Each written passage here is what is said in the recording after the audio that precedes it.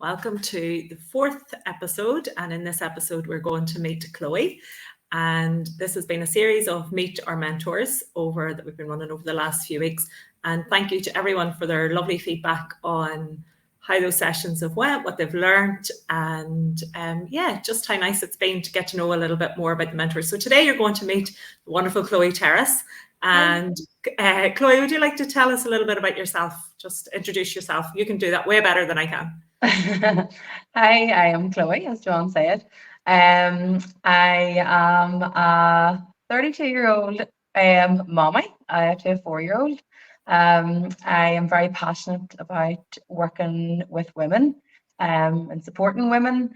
And this comes from, I suppose, feeling maybe unsupported throughout my own life and finding the right women to help support me.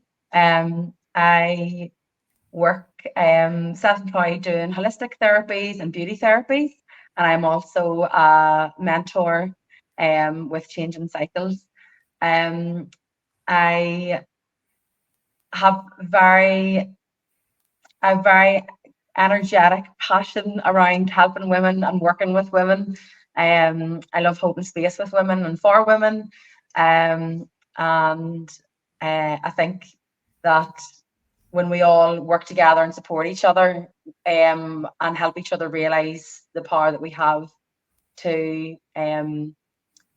create space for each other, there's just something really lovely about that. So thank you, Chloe. And I think, often when we talk about the beauty industry and that whole space, there can be, lots of sort of negative conversations around that, and increasingly more so, where there's such high standards for women to uphold and all of that kind of space.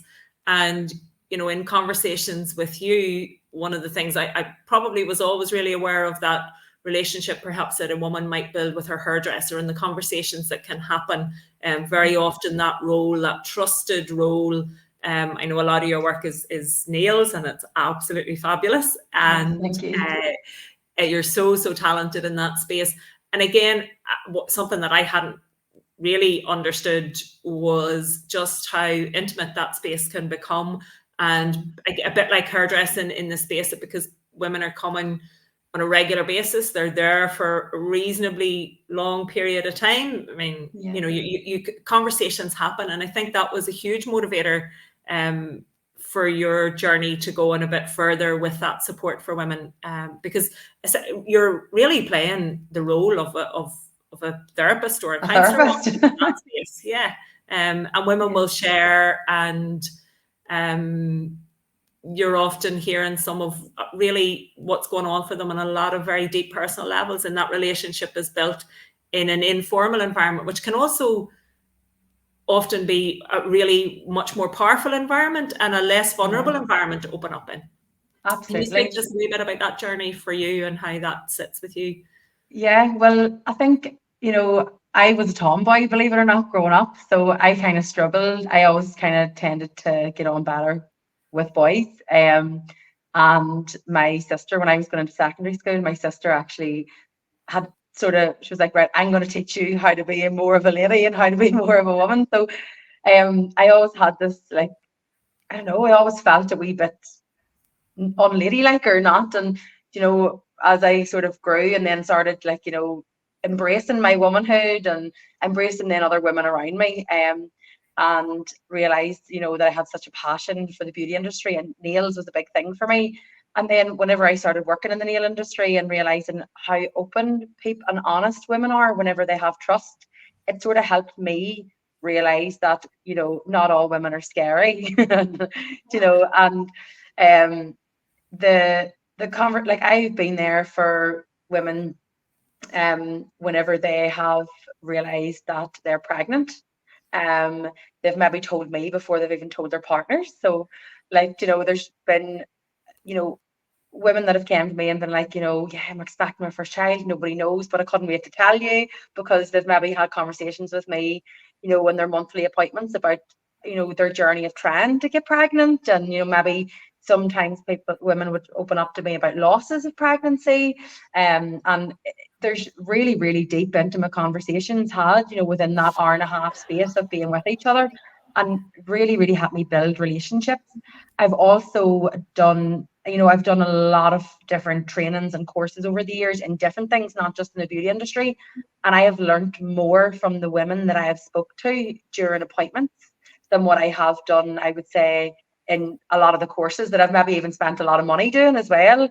So it's that, having the conversations with real women, real conversations about real life things, and me also opening up to them, just made me realize that, some women, that one appointment a month is the only time they give themselves as well. And the rest of the time they're given to everybody else.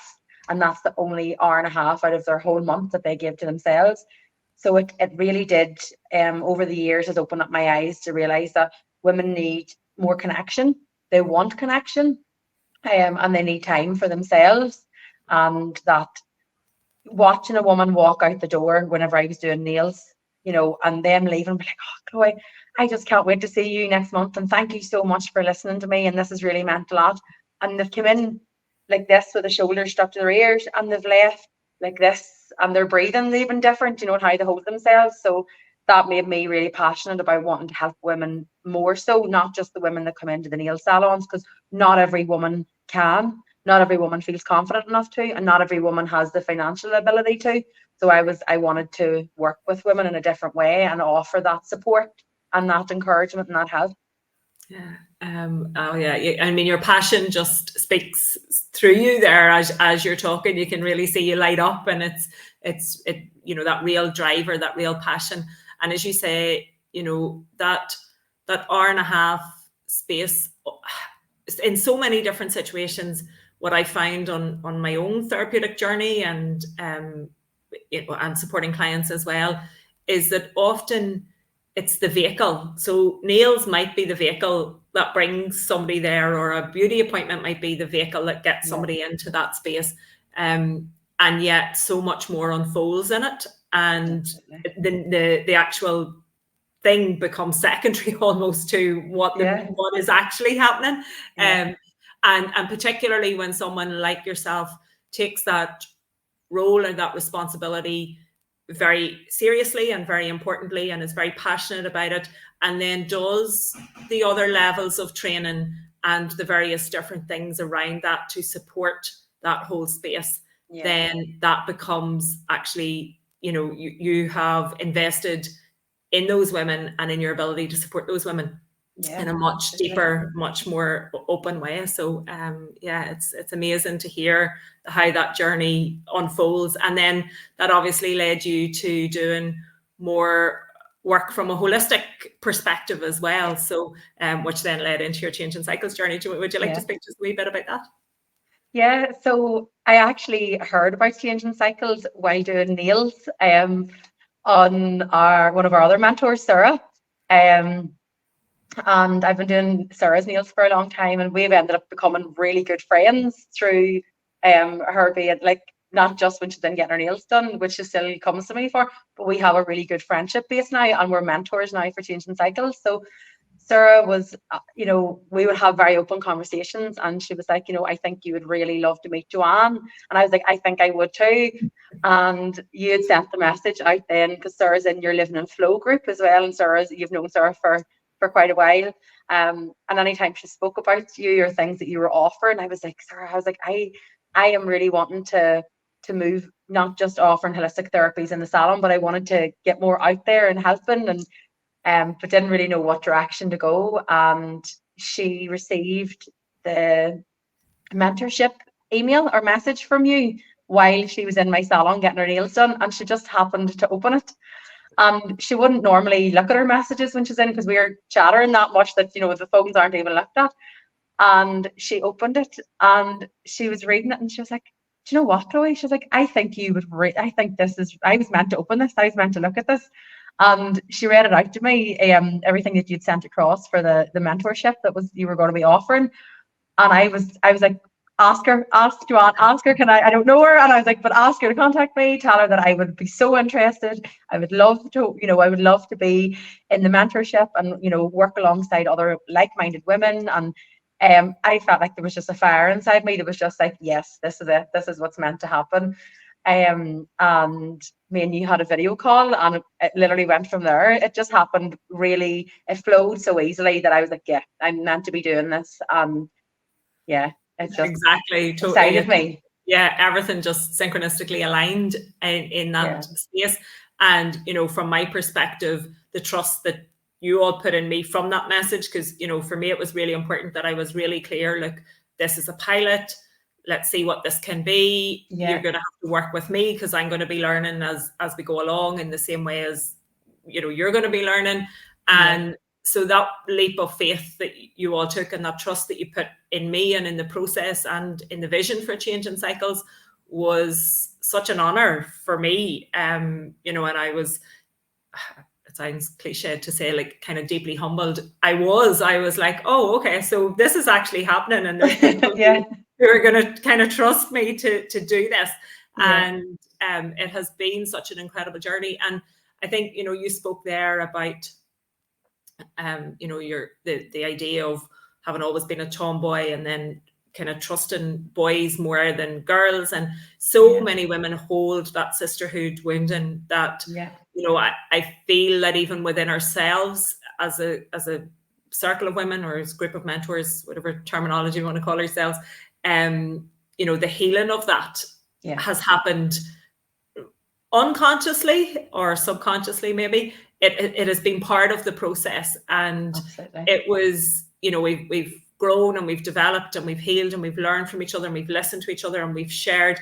And there is often that common story when we're speaking with women and talking with women, that, yeah, you know, we're familiar with perhaps motherhood wounding, fatherhood wounding.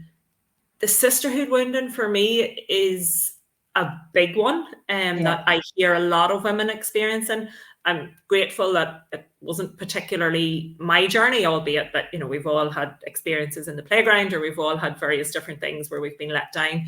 And yet, you know, so many of even the menstrual health issues that women experience, I think, can often be tied to that motherhood wounding space, and indeed the sisterhood wounding space.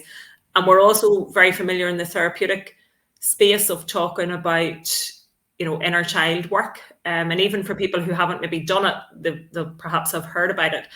I feel that actually a lot of the work that we also need to do is kind of the inner teenager. Who was that teenager, and how did she find her way in the world? And the expansion of what it means to be a girl and what it means to be a woman, as well. Because I remember listening recently to someone having a conversation around, you know, that they didn't know where they fitted in, because as a girl, because they weren't into all the same girly things that other girls were into, but yet they still wanted to be their expression of a woman, of a girl, and recognizing that we don't all need to fit into the one box. We can all be individual and different. And I think that's something that certainly I have seen within our own mentorship group, is we can all be different and equal. And also we can look at what makes us different, or we can look at what unites us and what makes us the same. And in doing that, we have certainly, you know, that journey has really deepened our connection together to go, well, what makes us, because there's loads of things that make us all different, like everything. I think we probably tick all of the diversity boxes, for the most part. And yet we have come to this common ground of shared experiences, of what that journey was like for us, and the difference that we want to really make in the world. So and listening to you again is, you know, that reiteration of what Sarah has shared, what Sarah has shared, what Mary has shared. It's like we kind of just all came together in that space, and that's something that we hope to offer and grow more for other women as well. So with that in mind, and I know you mentioned as well being a mummy to a wee boy, so I think as well we want to, you know, whilst it's really important for us to look at how we educate and empower and support women, we also need to look at that balance of the feminine and the masculine, and how to particularly support mummies. I'm going to say maybe as often that's kind of that role in it, without being stereotypical on it. Those roles can change and fluctuate, but really supporting our young boys and our young men, and how we can raise those heart-centered boys in this crazy world that pulls us all in so many different directions. So would you like to share a little bit about what your hopes are, your visions, or your focuses are for 2024 with Changing Cycles? Yeah, well, just mentioning, being a mommy, a big part of my reasoning for wanting to support women was after I had my son. And it's a very lonely time. It's the most amazing thing in the world. It's the best. He is the best thing that has ever happened to me. And but it also brought up a lot of healing and a lot of me realizing that I didn't want to parent my child in ways that a lot of people parent their children, the way we've been, in our society, the normal way of parent children. And I worked very hard on dealing with, it brought up, becoming a parent brought up a lot of past traumas for me that I had to work through. And I was very grateful to have the mentality, I suppose, to want to work through that as well, because it's very easy just to pretend like it's not there. But I wanted to make sure that I was going to be the best mummy for my son, and having conversations with other women, I suppose, even in work, and having supports. It's learning. People love to put their opinion on you, and it's learning to filter out people's opinion and trying to listen to my own inner voice. And thankfully, sometimes I didn't, sometimes I listened to other people, and thankfully a lot of the time I was able to be strong enough and be like, no, do you know what? Actually, there's a reason why something inside me is telling me that this is why I feel like this is the right thing to do. But it's also a very lonely time, especially when you're not going with the grain of what's deemed as normal parenting, or the right or the old school ways, or back in our day, or this is what we done, and there's nothing wrong with nothing wrong with these now. And so I wanted to reach out and make connections with other people that were maybe not even the same way of thinking as me, but not the same as everybody else as well, and acceptant of that as well. My hope and vision for 2024 is maybe to be able to offer support to women who are maybe during pregnancy, after pregnancy, and maybe even in the early years, with toddlers, because I have really found that the support network isn't always there, and people are very isolated. And the support network is really important. Like that saying that it takes a village to raise a child. I have found that I need a village. And if I think sometimes it's lonely. It can be really lonely, and it's, as I say, everybody talks about all the lovely things about becoming a parent, and a lot of the conversations that are left out are the tricky conversations of being honest and being like, do you know what, women are made feel like if they're not really blooming in parenthood or in pregnancy, that they're not doing it right, and that's not right. That's not the right. That's totally wrong to me. There's the good days and the hard days and the tricky days and the fabulous days, and it also I want to offer support, and maybe through Changing Cycles, offer support to women that are maybe feeling lonely, or maybe feeling lost, and maybe feeling a bit scared. Maybe it's their first pregnancy, maybe they've got a newborn baby or a baby at a few months old, and they're tricky, and maybe they're not sleeping, and maybe they just don't have the support, family wise, maybe they're quite isolated. And I kind of want to work within Changing Cycles to offer something that offers support to women, and to be able to just be like, here, you're doing it right, it's okay, even just someone to be like, you're doing good, something, and maybe sort of bring connection to other mummies as well. Yeah, I think there's a space, we can be surrounded by people and still be feeling lonely, Yes. perhaps because, and well-intentioned people, and people who are there, who are there physically, and yet they might have different value systems, or they may have different ways of, or as you say, like kind of older ways of parenting or thinking, and intuition is saying, oh, I actually want to do this a bit differently. So that can be isolating. And then also, even if you're just at a different stage of life, and we know that, you know, some women are having their babies older, some are having them younger, and it can all, you know, it's there can be a pocket of friendships who maybe go through the same life journey at the same stages, and then there's always those on the sort of outside who are doing things a bit differently. Yeah. And so it's finding your tribe. And as you say, it takes a village to raise a child, and it takes a village to support a parent, to support a mommy in that space as well. So I'm really excited to see where this journey kind of takes. I know we would have done our outdoor grown up and toddler group here in the kind of Newry area. I know that's something that you're looking into, because that nature-based outdoor play, that, you know, I guess risk-based play is so important for the development of our children, and allowing them to take obviously safe risk, but helping them to develop all of that behavior as well. And in particular, I think that is very, very important, you know, as we move forward and help children to develop their own intuition and all of those things as well. So, well, Chloe, thank you so much for joining me today.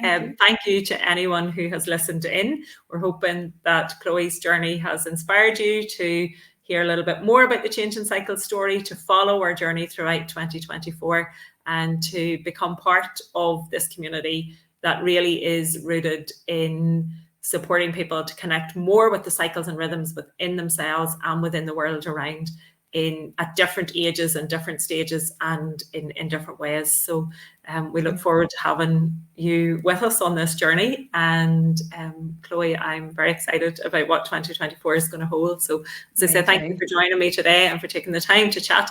And I'll chat with you soon. Chat soon. Thank you, Joanne. Thank you. Bye.